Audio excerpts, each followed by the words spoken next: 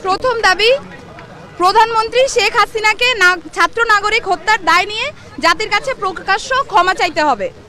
দ্বিতীয় দাবি, আইন শৃঙ্খলা রক্ষাকারী বাহিনী ও দলীয় ক্যাডার এবং সন্ত্রাসী কর্তৃক ছাত্র নাগরিক হত্যার দায় নিয়ে স্বরাষ্ট্রমন্ত্রী আসাদুজ্জামান খান কামাল, সড়ক পরিবহন ও সেতু মন্ত্রী ওবায়দুল কাদের, শিক্ষামন্ত্রী মহিবুল হাসান চৌধুরী নয়ফেল, আইনমন্ত্রী আনিসুল হককে মন্ত্রী পরিষদ থেকে পদত্যাগ করতে হবে।